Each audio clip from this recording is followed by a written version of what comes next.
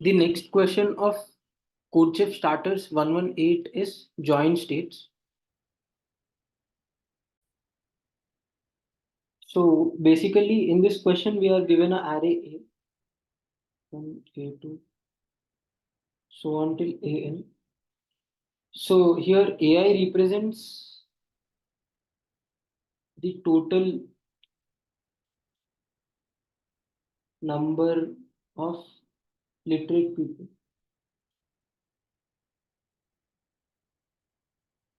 in state I. So A1 represents total number of literate people in first state, A2 represents total number of literate people in state 2 and so on. So any AI represents total number of literate people in state I. So now government imposed a condition that is in every state there should be at least m number of literate people. That is number of literate people should be greater than or equal to m, where m is some given constraint. So now for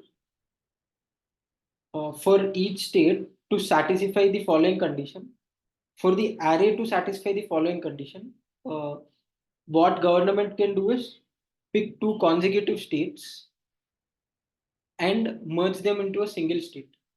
So let's say if government chooses chooses A1 and A2, then it can combine these two into a single state, where in this state, number of literate people will be A1 plus A2.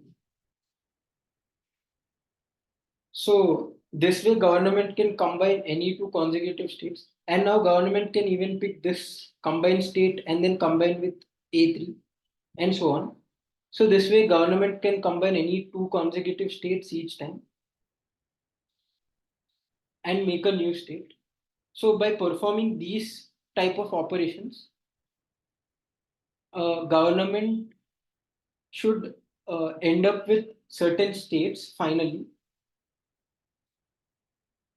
such that each state will have greater than or equal to m number of literate people. So now our task is to say how many maximum number of final states will be left over, can be left over if we optimally combine the if we optimally if government optimally combines the states to ensure that to ensure that each state has greater than or equal to m literate people.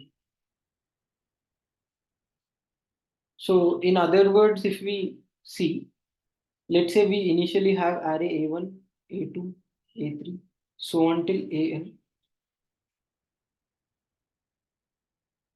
Now, let's say after combining, so let's say we combine these things, then some other things, so on till something.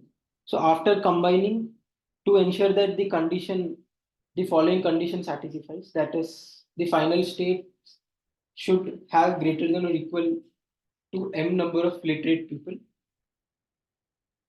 The final array is B1, B2, so on till Bx. Then we know that in the final array, for sure, every Bi will satisfy the following condition.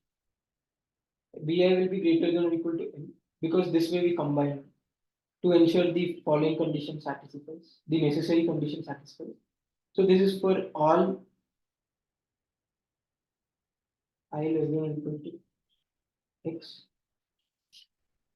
So now we need to say what is the maximum x that we can achieve, which will satisfy the given conditions, which will satisfy the following conditions.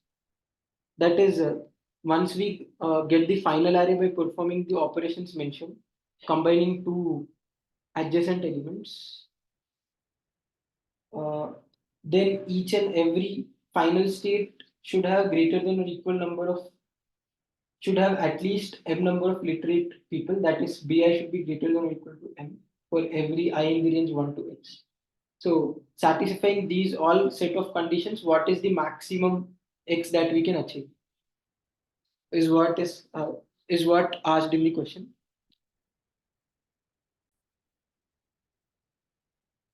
So let's look at the constraints. So in the constraints, number of test cases are in the range 1 to 10 power 5. N is in the range 1 to 10 power 5. M is in the range 1 to 10 power 5. And array values can be in the range 1 to 100. And it is guaranteed that sum of n over all test cases won't exceed 2 into 10 power 5. That is, summation of n will be less than or equal to 2 into 10 power 5 over all test cases. And it is also guaranteed that m is less than or equal to sum of a. So this is also guaranteed. So this condition ensures that for sure there will be for sure it is possible for government to combine all the states in such a way that there will in such a way that the final states will satisfy the following criteria. So if we look at this scenario, if we look at the last constraint, m less than or equal to sum of a, this ensures that combining all of the states into a single state will for sure at least satisfy the condition. That is, literate people, number of literate people in the final states should be greater than or equal to n. So this ensures it is always possible for merging the states to satisfy the given condition in the question. So let's see how we can solve the problem.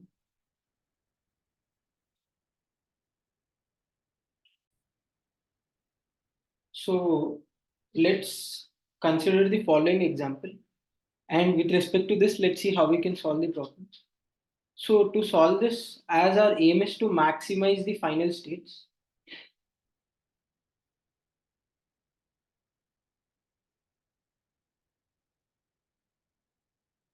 what we can do is, and we are only allowed to merge consecutive things. So we can greedily merge the consecutive things.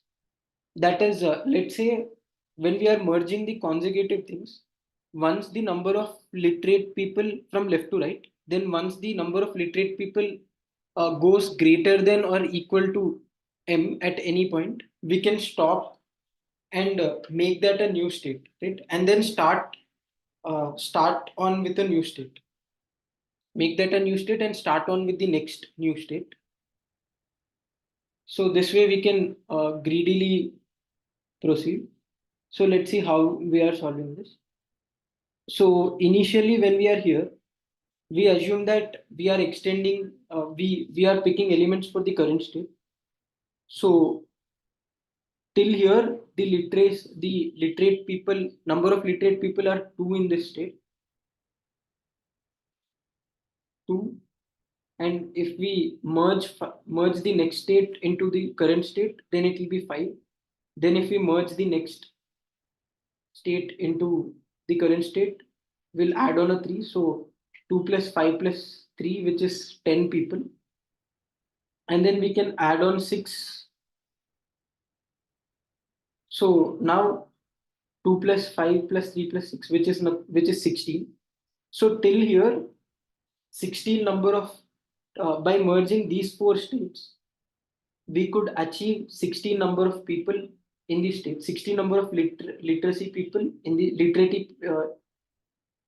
16 number of literacy people in the state. So we can mark it as the first state. So this is 16 because we should at least pick first 4 people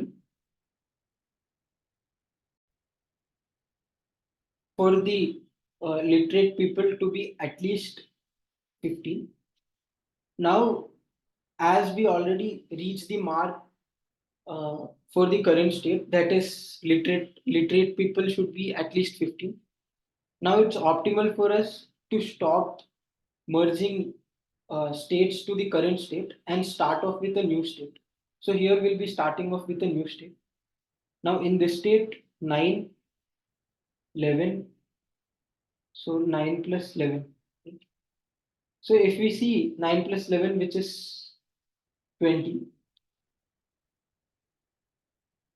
So after merging 9 and 11, after merging these two states, number of literate people in the state are 20. So we can say that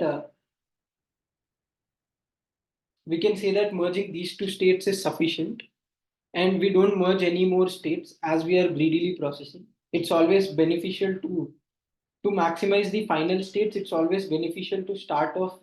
It's always beneficial to not merge states into the state which already reached the mark of number of literate people greater than or equal to n. So now we start a new state, 12. So till here, 12 people are there in the state. After considering then two people plus two people, and it's 14. But 14 is still less than 15. So we merge the next state also into the current state. So till here, if we see, in total there are 17 number of literate people. So now we can say this is the third state, and now we can start off a new state. Now in this state we picked 4. So there are 4 number of literate people currently, and then we picked 1. So 4 plus 1. So in this state, we could only achieve 5 number of people. That means, and there are no more states further to merge. And in this state, we could only accommodate 5 number of people. That means we can observe that we can't make this particular part a separate state, as it didn't meet the criteria where number of literate people should be at least m. So what we assume now is, we'll just assume that we are merging this whole state. We are merging all this to the previous state. That is, we can just merge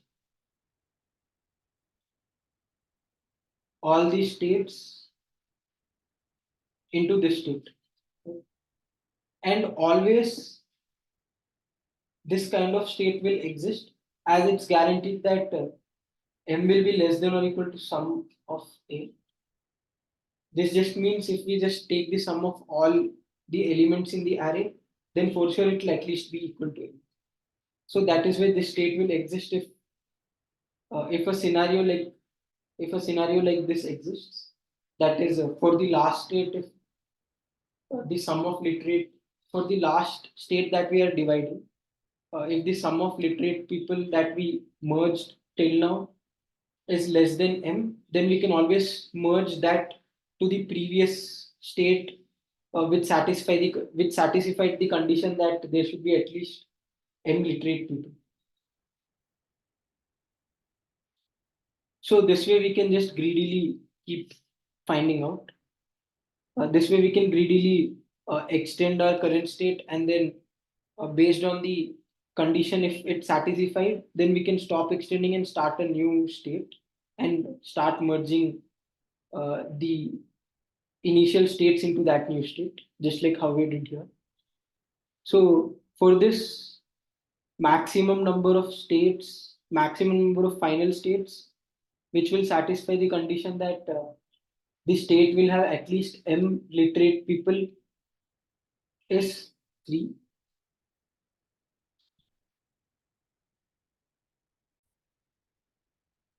So if we quick look at the pseudocode, our aim is to calculate final states,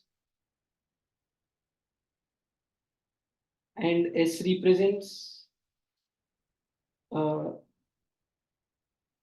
this represents for the current extending state how many literate people are there, is what S stores. So now we can iterate a little, 1 to n, considering one based indexing. And here we are merging the current state we are merging the ith state into the current extending state. So in case if number of people in the current extending state is greater than or equal to m, that means this is a state that we have got. So that means this is the state where we have to This is one state. So we found one state as of now. And now we'll start finding out. Now we'll stop this state here, stop merging elements, stop merging the initial states to the current state uh, here, and we'll start a new final state. So, so as we are starting a new final state now, initially in the new final state that we are starting, number of literate people will be zero. So we can set S to 0. So finally, final states will be our answer. Final states will have the maximum answer. So final states will have the maximum number of literate people. Sorry, final states will have the maximum number of states that are present finally, where each state has at least m number of literate people. So if we look at the time complexity, it is big of n, as we just iterate a loop from 1 to n. And if we look at the space complexity, it is big of 1. This is per test case. And here, as n depends on number of test cases, as n depends on the test cases, that is summation of n will be less than or equal to 2 into 10 power 4. That is given. So we can assume that in this question, we have one test case. We have two test cases with n 10 power 5 each time. So that can be the worst case. So which is sufficient enough, where this time complexity per test case is sufficient enough to pass in 1 second of TL. So this way we can solve the problem.